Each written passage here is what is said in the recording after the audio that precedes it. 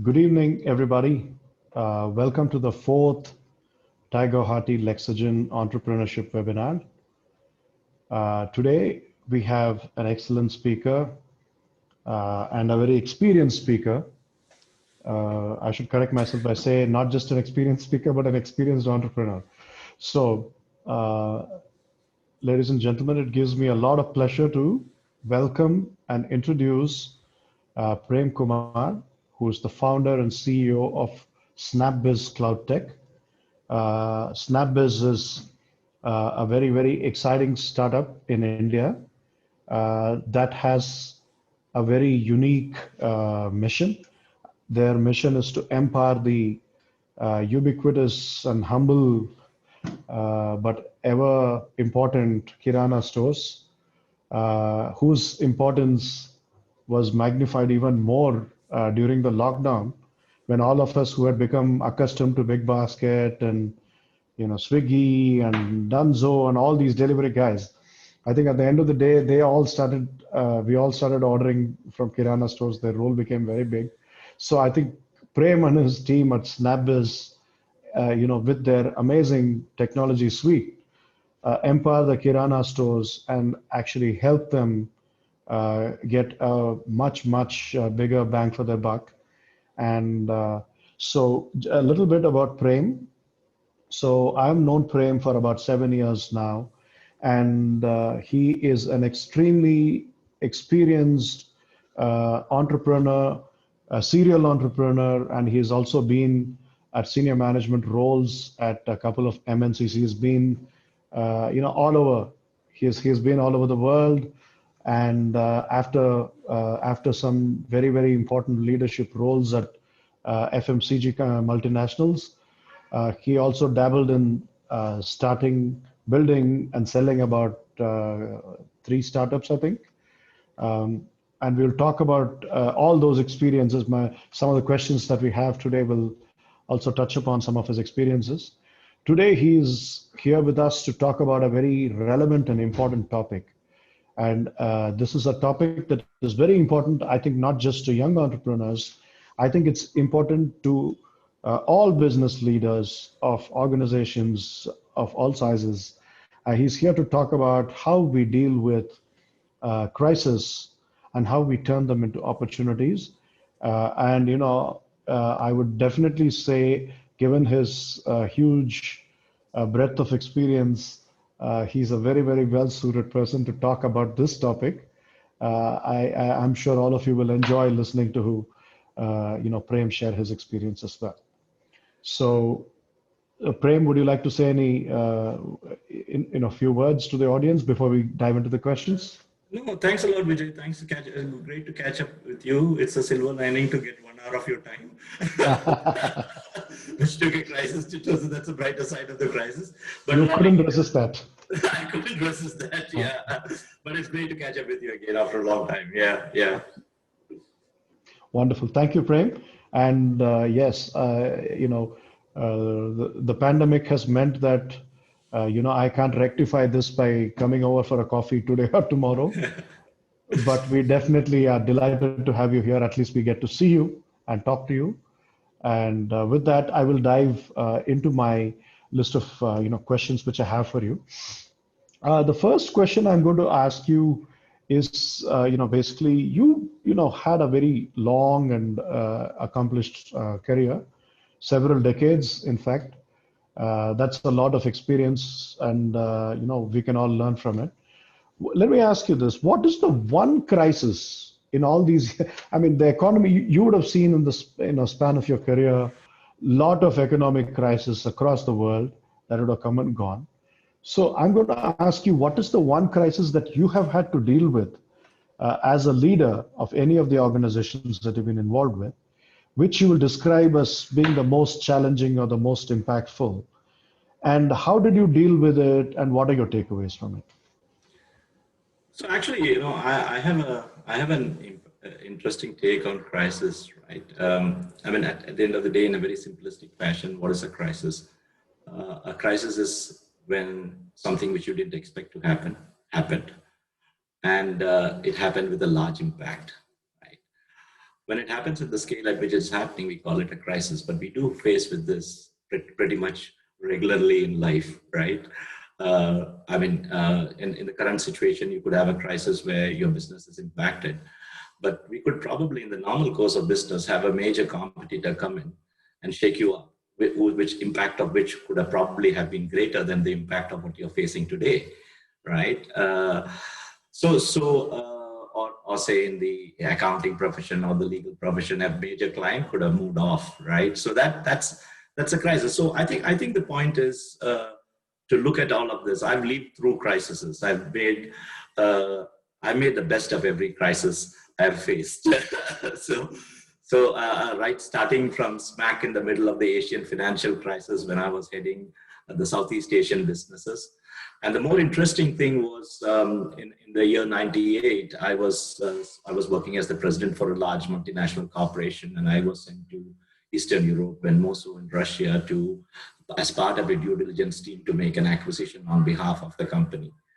And just 10 days down the stream, the 98 Russian economic crisis happened, and the ruble moved from, I think, 6 to 23 or 24 to the dollar. And it was an economy which was based on a dollar cost and a ruble revenue. So you could quite imagine what could have happened to the balance sheets. So the company decided to pull out of the transaction. And this was a large British group. So we got to know each other during that process pretty well. So they said, Prem, do you want to shake a shot at turning this place around? And they offered me a stake.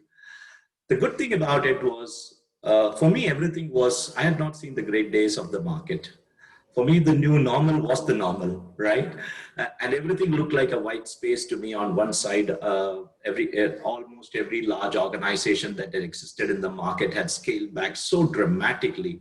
Companies that had 1,800 employees became 80 employees or 50 employees. So there was a complete standstill in the market.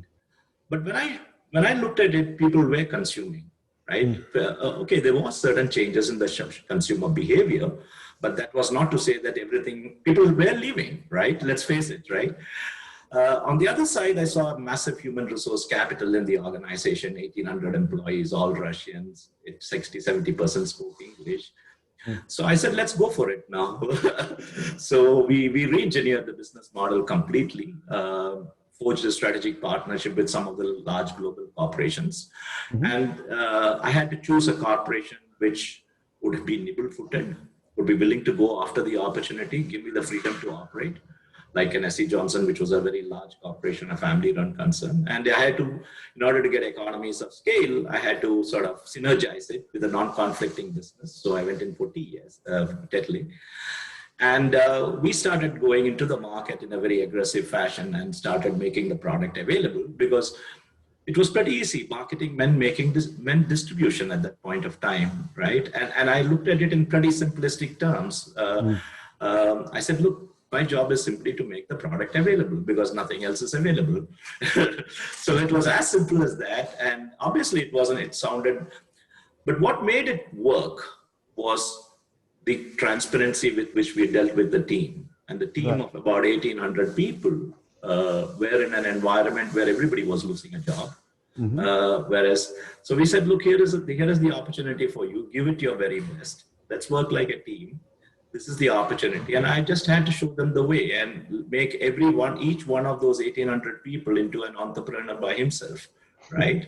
And that's how we got going. And we did exceptionally well in those 1 year of time, window of time that we had. The business was exceptionally successful to the extent that the partners financed me to do a management buyout. And then what happened is that wasn't the crisis for me. The crisis was yet to come for me. And the crisis came when everybody came back to the country with vengeance and started carpet bombing the market with top dollars in marketing. And I said, now is the crisis for us, right? Which wasn't the normal crisis for everybody else. Sure. So we said, look, how do we handle this situation? And in the earlier stage, our strategy was to work with consumers and provide consumers with products which they could buy while it was not available. But we had built phenomenal goodwill at that point of time with the merchants, right? Because we were the only ones supporting their livelihood, right? Because they can't live without business. So we said, let's go ahead and create a fort of merchants. So while everybody is throwing millions of dollars at the consumer, we created a fort around the merchants and ring fenced the merchants and started getting the support of the merchants, right? So it was a complete pivot. So in spite of all those marketing efforts, we had the support of the merchants which we had built during that year or year and a half. And then came another opportunity out of that, right? So we found that we didn't find any data. So we were searching for data. So we built a solution, started deploying it in stores, collecting data, clustering stores, micromanaging clusters.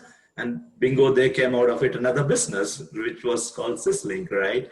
Which is fairly similar to what we do. And today the company, it's an IT company. It's a solution which connects the various stakeholders of the FMCG ecosystem. Today it's part of an IT major and still the market leader. So the moot point I'm trying to make is that it all depends on how you look at a crisis, right? A crisis is a crisis if you sort of go back into the shell. But the most important thing is to look at things from a very first principles perspective. My suggestion is stop, take a deep breath, start looking at life afresh. Put your core strengths on one side of the balance sheet. What are you good at? What are your core assets? What are your people? What's your technology? What's your product, etc. And map the opportunity on the other side, the market landscape on the other side, and start rewiring the system. It's all about reconnecting the dots. Sure. And as long as you can reconnect the dots well, there emerges an opportunity out of it. So your core strengths are there on one side, new kinds of opportunities have emerged in the other side. Your original structure or construct was not wired to tap into those opportunities. So all that you have to do is to simply reconnect the opportunities, rewire yourself, rewire the organization to address the new landscape. But what is most crucial out of this is that objectivity, and not to lose the cool, not to lose the calm, be ruthlessly objective, ruthlessly purpose-driven. And as long as the purpose is so strong within you, you will find new ways to accomplish the purpose. So I have a fairly different take on crisis. It doesn't scare me at all. The moment I see adversity, I start searching for opportunity. So I've got wired that way right now, that to search for opportunities in adversities. No, absolutely. That's a very, very strong statement that you made, that adversity and crisis don't scare me. And I think that's kind of the essential DNA of an entrepreneur, that you can't be afraid of any sort of hardship or crisis. The other very, very important message that you send to all the entrepreneurs here is that a crisis is a crisis only if you withdraw into your shell. A crisis has to be dealt with, and if you deal with it and that keeps you busy, then it's not really a crisis. You can actually come out the better for it. So that's a very interesting perspective to start with. So let me ask you a slightly seemingly technical question, Prem. If you look back at your diverse experience in various roles, senior leadership to founder roles and CEO roles, what would you say are the top 2 or 3 attributes that a leader needs to display when he or she is faced with a crisis? What would you say are the important attributes on display there?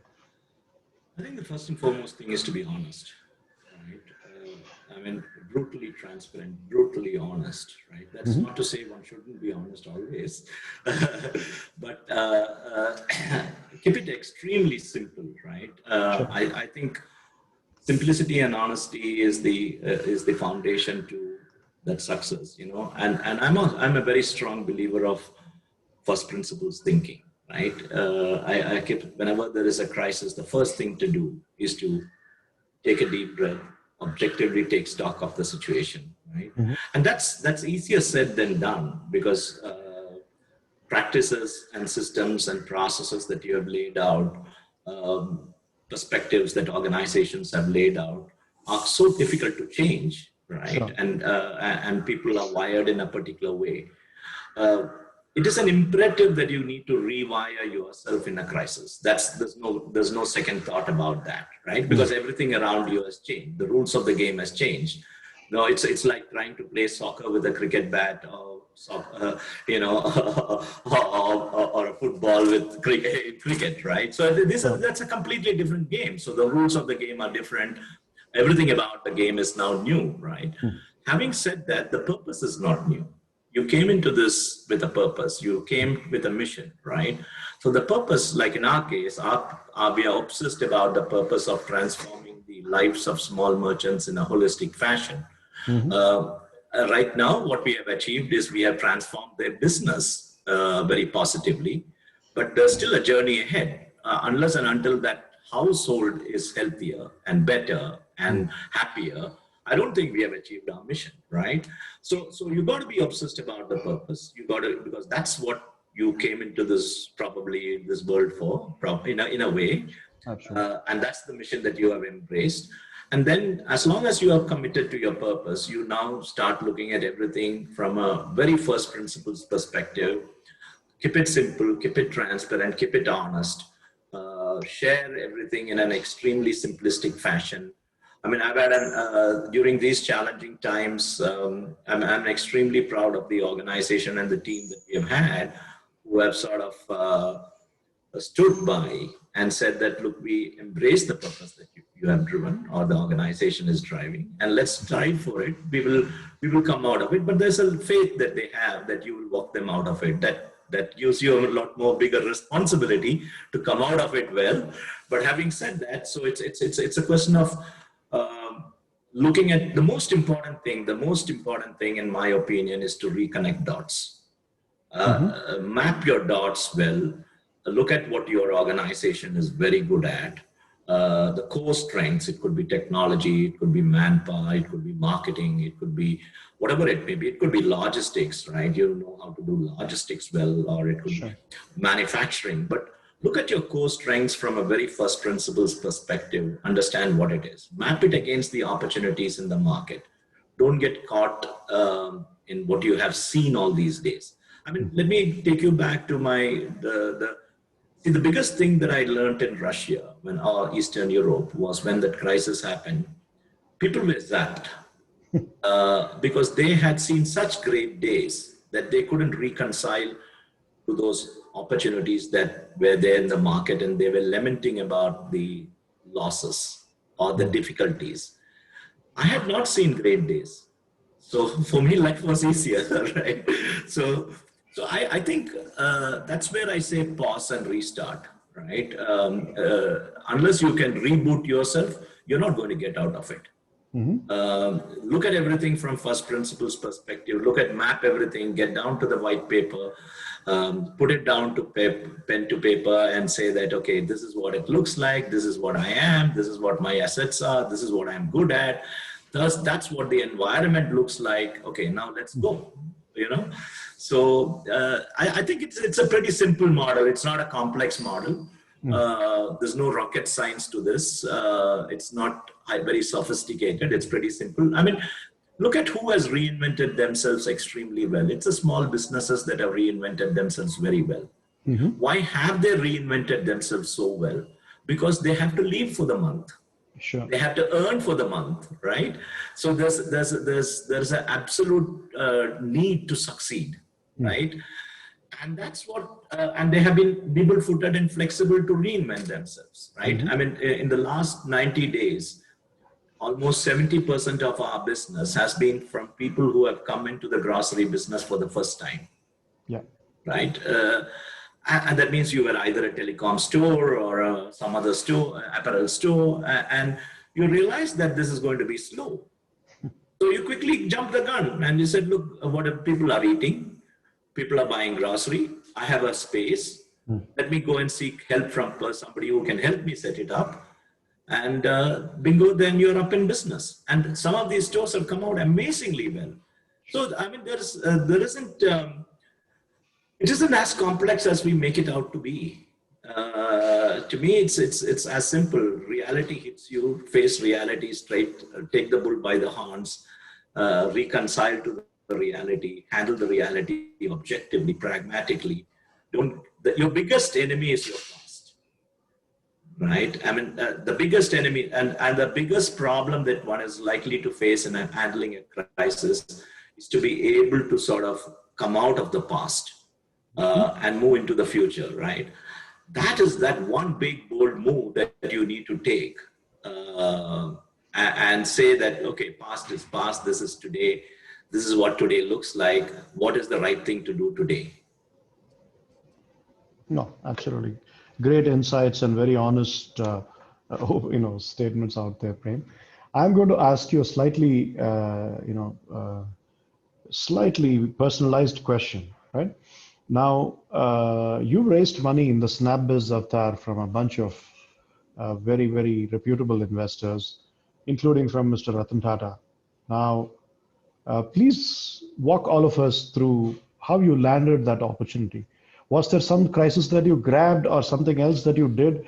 How did you get in the mix? And, please walk us through that. Well, I always respected him immensely for who he is. The whole nation does. Yeah, the whole nation does. Yeah. And so since I respected him, I saw phenomenal value in having an association with him and getting his mentorship and guidance. And it has been an amazing response. I mean, I've had the privilege of spending close to 1.5 to 2 hour sessions once or twice a year with him, one-to-one. I said, if that is so important to me, I got to find a way to go and get it. Sure. So knocked on the doors, spoke to people, got myself connected, got in front of him, told him my story, told him the purpose of the story rather than the business of the story, right? I mean, what really,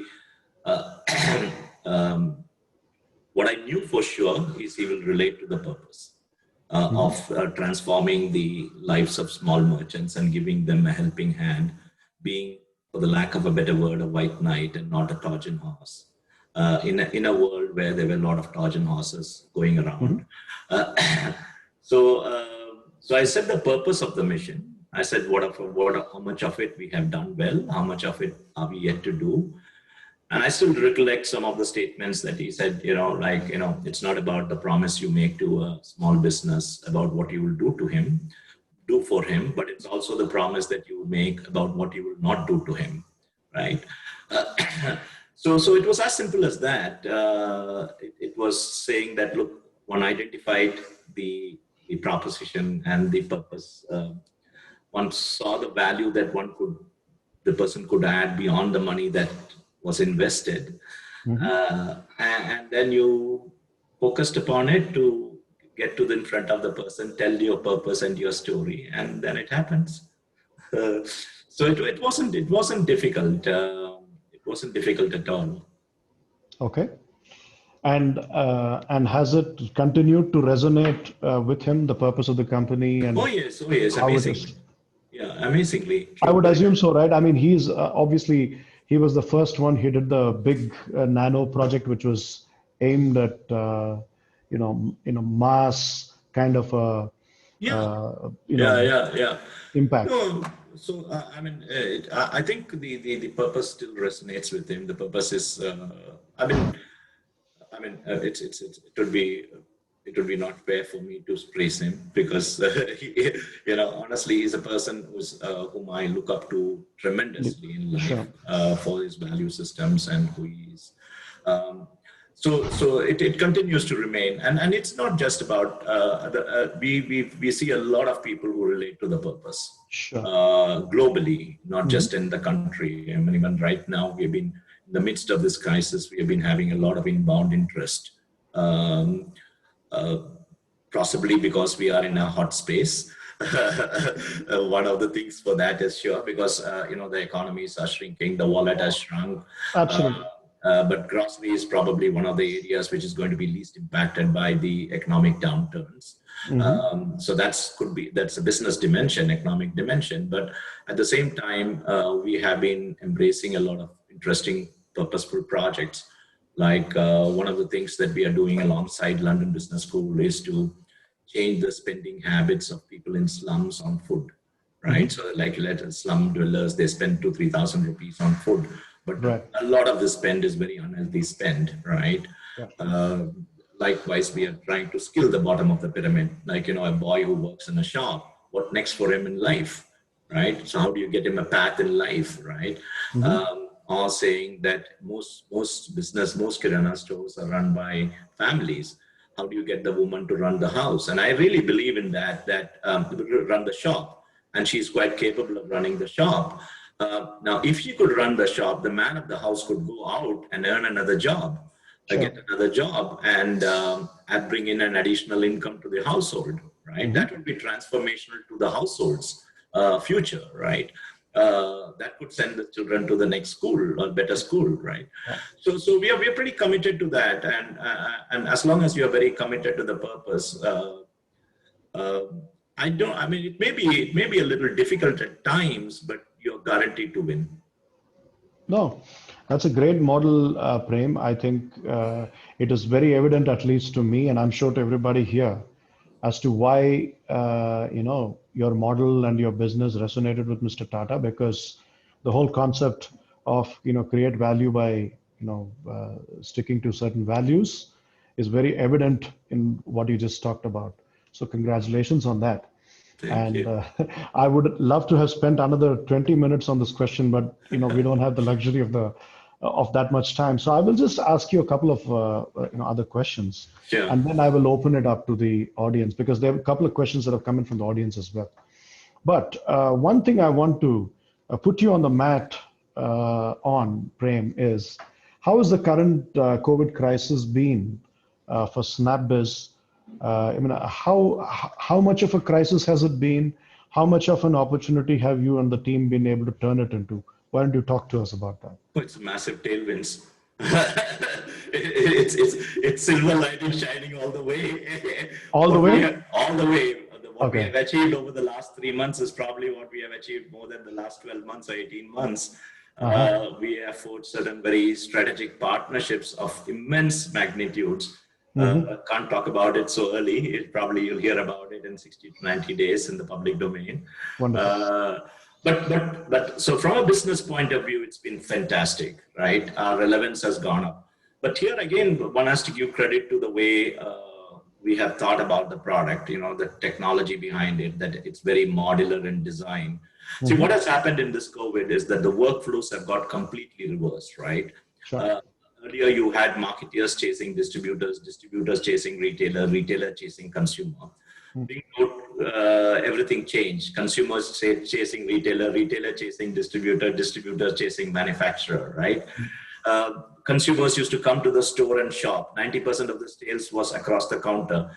Overnight, 90% became home delivery, right? So now how do you pivot within 48 hours? And that's where the fundamentals of your design, your architecture, your product, your technology becomes very important. Of course, first and foremost is to acknowledge the change. The second is to address the change. Thirdly, nimble-footed, and most importantly, to have a team, right? I mean, I honestly owe a lot to my team, right? The team has been amazingly fascinating. That they have, burned the midnight oil is not the right word for it, but they have literally been at it and been resilient to and what has struck me the most is what drove them to do that was not the numbers, but the purpose of the mission. That we have to help the small merchant at this point of time. That's what drove them to burn the midnight oil, not the extra sales that we would have got, right? That's an outcome of the purpose, right? And that's something which I really respect. I mean, I respect the fact that they looked at it that way. They looked at the whole necessity of the merchant or the retailer to give him a helping hand, burn the midnight oil to turn the product upside down to be meeting the requirements of the marketplace. And it's been great tailwinds for us. Like, I mean, our biggest challenge is servicing the demand, right from Northeast, like Guwahati, Assam, everywhere, to back down to Kerala. It's been a fantastic piece of time for us, keeping in pace, and various other verticals, right? Like we work with about 80 FMCG companies. We work with some of the sterling analytics and consulting companies, whether it's all the big consulting companies, big analytics companies. We work with almost every large wholesale B2B player. But what has been interesting is the financial service space has taken phenomenal interest in us. We have had every large institution talking to us. I see. People on whose door we were knocking for a year and a half didn't open, knocked on our door. So I think it's been great for us. We have been, the organization has been smart enough to grab the opportunity.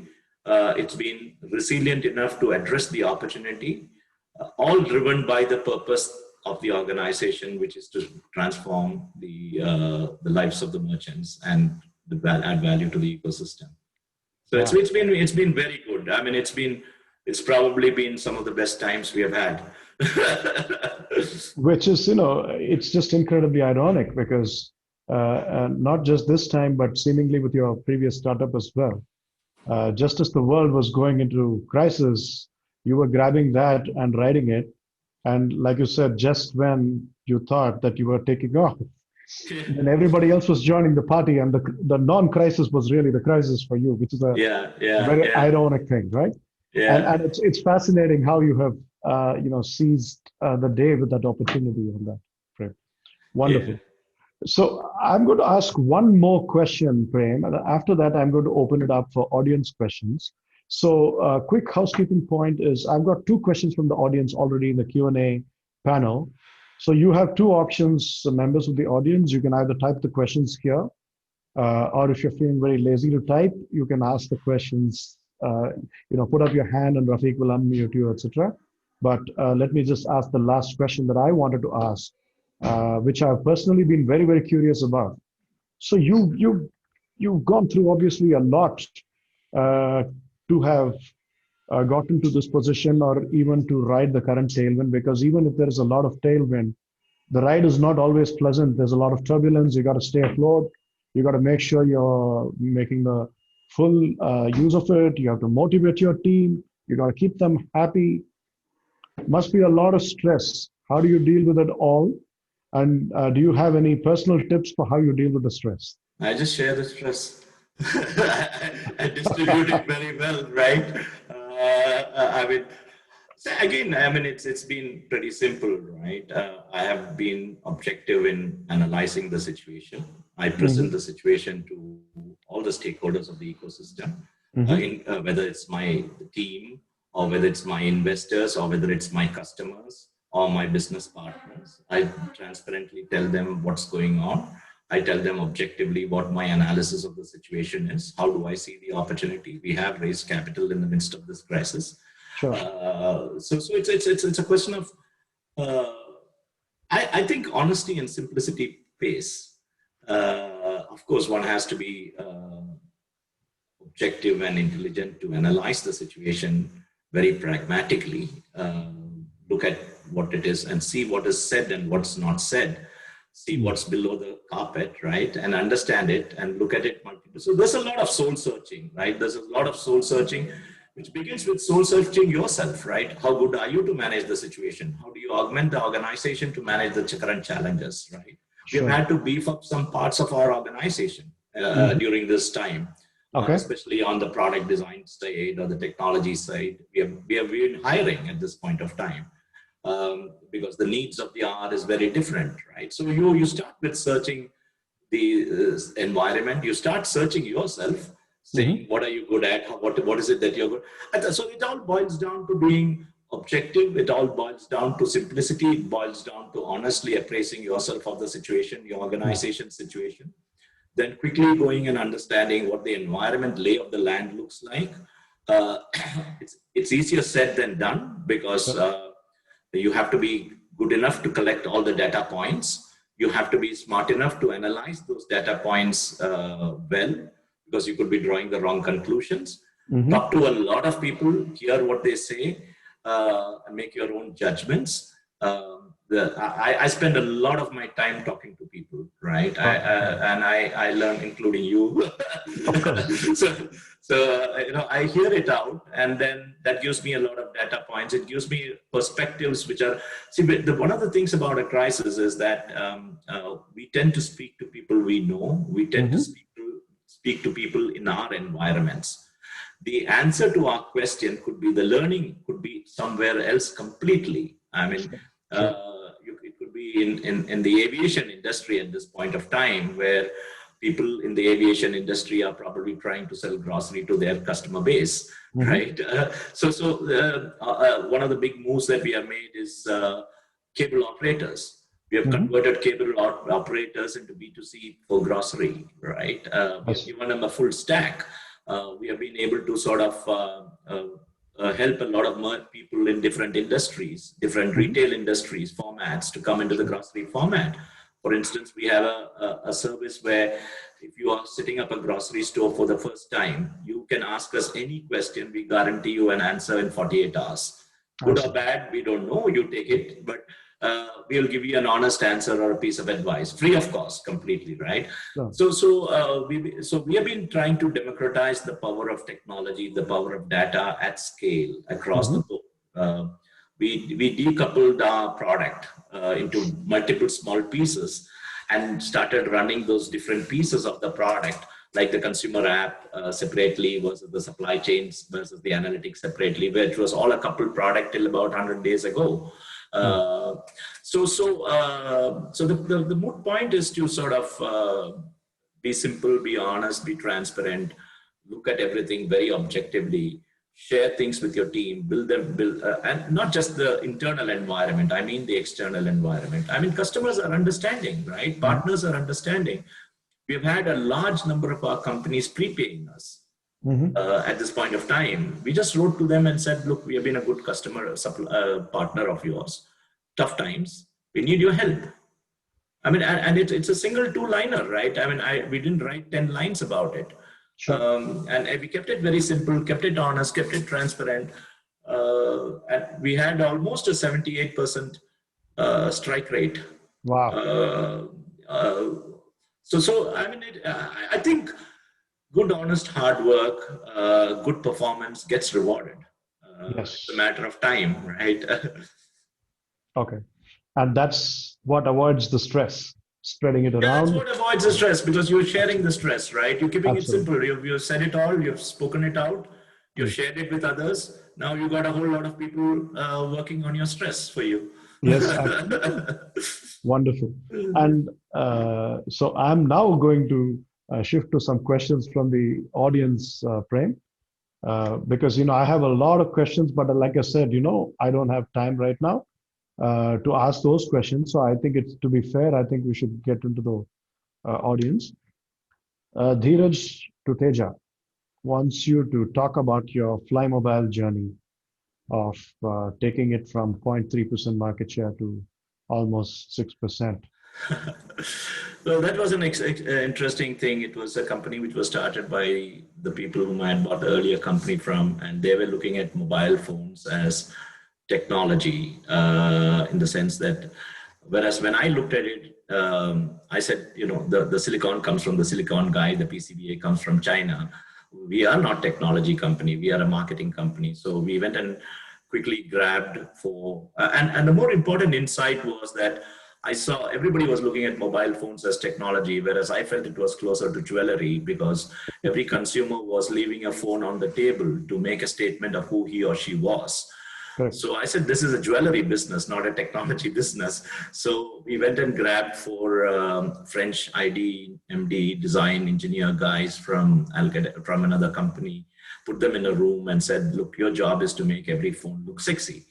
Mm. And that's been the DNA of the brand, build cutting edge looks, feel, texture for the brand, right? So again, it's again revolves around seeing opportunities, looking at things objectively. I mean, similarly, I had an experience of tea, where in a market which was a predominantly black tea market. I saw people drinking black tea and eating jam on the side.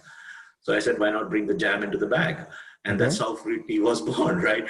And it's now a significant portion of the tea market. So I think it's a question of being open-minded. It's a question of keeping your eyes and ears open, being a perpetual learner, respecting everybody for what they have to Sure. contribute to you, right? I mean, it could be there's no shortage of learning opportunities. Of course. As long as you are open-minded, you can absorb like a sponge, right? I keep telling people who join the organization, the first 20, 30 days, just go and absorb like a sponge, right? And then start drawing your own conclusions, and then let's sit and talk, right? So it's been a fantastic journey there. We have been we built a very lovely brand. We also built one of the largest retail chains in some of the Eastern European markets. It also started with, again, a purpose of helping small merchants, which got converted into a chain. Okay. Wonderful. Fascinating. And, it's a very, very interesting observation that you made about viewing it as a jewelry business, because very often we get stuck up on what a product is supposed to be doing. And, coming at it from a completely different perspective can, change how you position that. And I'm sure all these mob lars of the world are not actually designing, say, pens, for example. They are designing. Absolutely, yeah. So it boils down to looking at everything from a first principle, constantly questioning everything that you do, constantly saying, can it be done better? Can it be different? Is it delivering the value that it's supposed to deliver? Is it a better way to deliver value? Sure. Is what you thought important to the customer still continuing to be important? I mean, that's another big change at this point of time, right? The big thing in grocery store was merchandising. Of But course.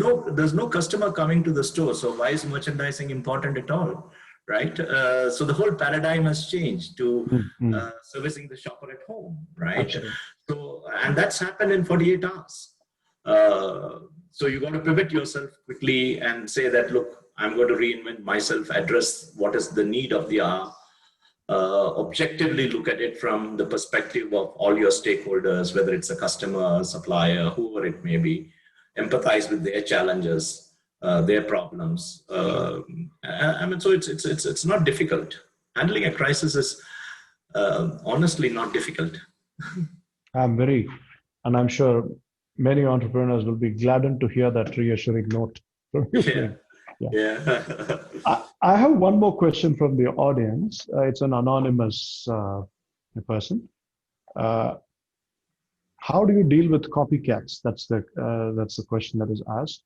When you're hit with copycats, how do you keep differentiating?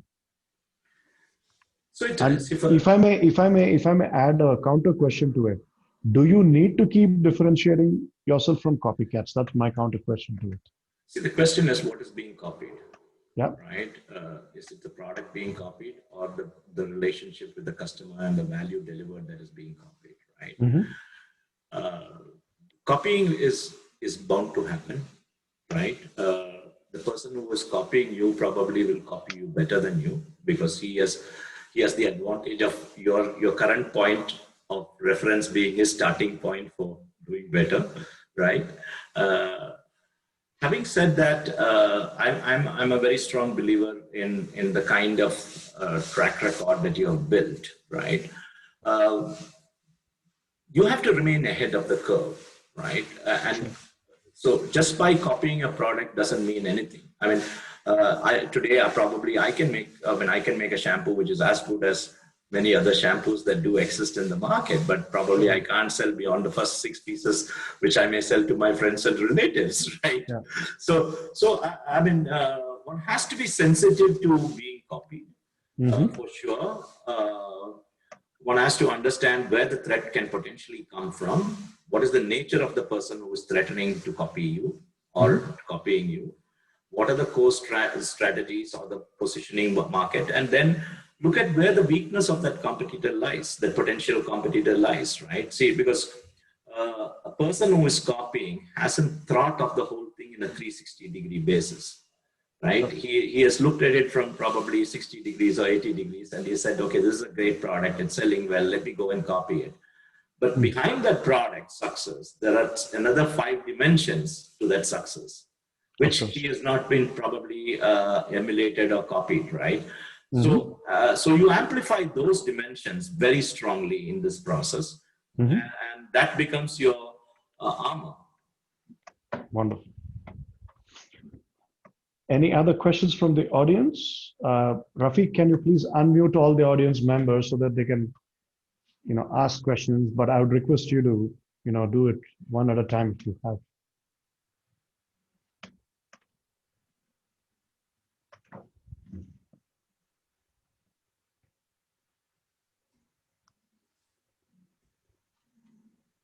Any questions?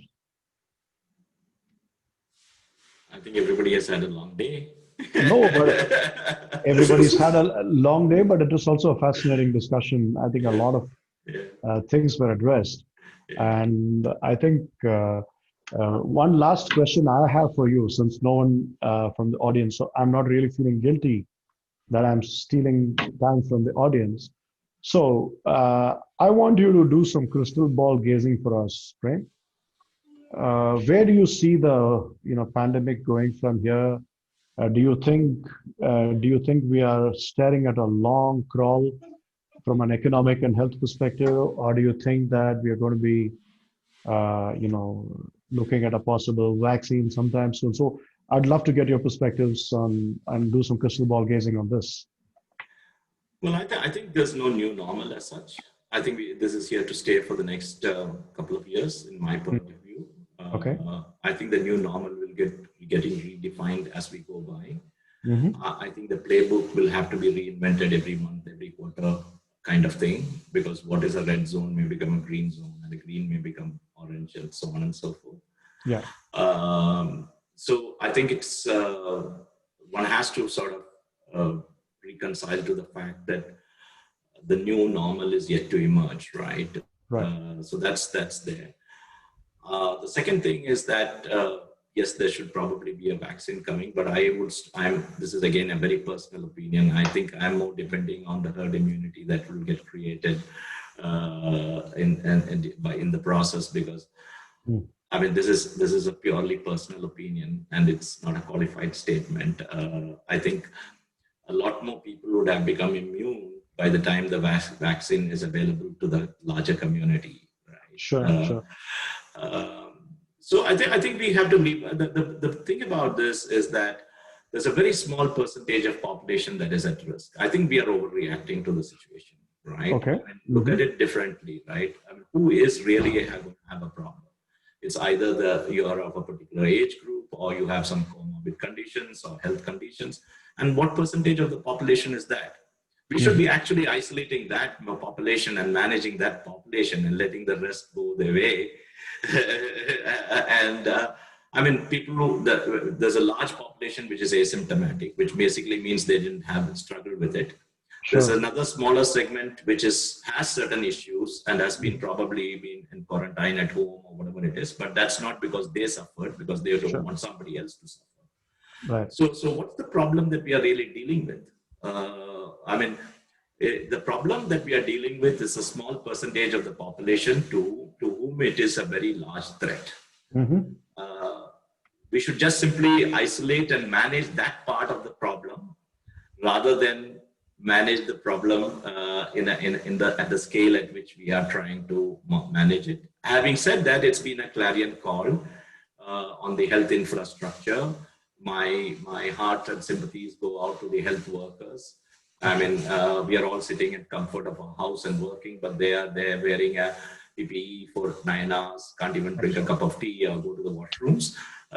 So it's been a struggle at that end, and we should be really respecting and celebrating. And we have been celebrating the Kirana stores who have been keeping the wheels of this country rolling, opening the shop, selling goods, even in these circumstances, putting their own lives at risk. Or there's no risk to the life at this stage, right? I mean, it's very few people to very few people, it's a risk to the life. So the simple thing is that it's a new normal. I think we need to learn to live with it. This is here to stay for some time. And there could be probably potential mutations of this virus or whatever it is. And we need to sort of recalibrate the way we think, the way we work, objectively look at the subject, strategize around it very objectively. So my take on this is address this problem differently and isolate it in a very surgical fashion and address the part of the problem that is a pain or is at very high risk. And let the rest play out. So sorry, I mean, that's a very personal view, right? No, absolutely. See, I don't think, to be fair, I don't think other than a few very, very qualified people, I think the rest of us are have to qualify it by saying that it's a personal view. It's not. But I think it's important because I think more than looking at it from a perspective of medicine or the pharmaceutical industry, I think all of us as business entrepreneurs and leaders of business have decisions to make based on our viewpoints. So it's always helpful to get views from various people with a lot of experience like yourself, Prem, on how you view the world and how you see this coming back or not. So I think the perspective from that from that sense was very, very useful. Thanks for that. Yeah. Okay. Any other questions? If there are any other questions, please ask them now. Otherwise, I will call a wrap on this session. I don't believe there are any other questions. So Prem, let me once again thank you for not just the time, but for a fantastic and fascinating discussion. I think everybody who's attended, is going to take away a lot from this session. I personally certainly am. And thank you for that. Thank you for sharing with us the, anecdotal experience-based snippets of how to deal with crisis and turn them into opportunities. I think you've done a great job of doing it again and again and again. And I have no doubt that you'll do it yet again with SnapBizz. So as they say, may the force be with you. Thank you for making it. It's a pleasure and privilege to catch up with you. And as usual, we have gone a long way together. I mean, right from the day I started this company. Absolutely. From the day it's been an absolute pleasure. Yeah. Yeah, it's been an absolute pleasure and privilege, and enjoyed talking about the topic, sharing my 2 cents on the subject. Yes. People do keep asking me this quite often because I've been through four major downturns, as they are called, starting with the Asian down, then the Russian financial crisis. Then I was in the midst of the .com bubble, right? Where there was a massive amount of risk management and leveraging that had happened from an financial crisis. So been through it quite a bit, and never been so worried or scared of it, except being very responsible about it. I mean, it's more than fear. It is a responsibility to be thinking through the situation very objectively, from a totally first principles perspective, and rewiring the whole system. and it's at the end of the day, people can make you win, right? It's all about a people game. Yeah. I agree. Thanks a lot, Vijay. Lovely, enjoyed the time together. Take care. You take likewise, care, stay safe. All of you take care, stay safe. Bye. Yeah. Bye. Thanks everybody for attending. Bye. We will announce what the next session is. It will probably be in 2 weeks. We'll have, as usual, a string of good speakers and topics and sessions to follow. And thank you all for attending, and stay tuned. Bye. Fantastic. Thanks a lot. Take care. Bye. Bye.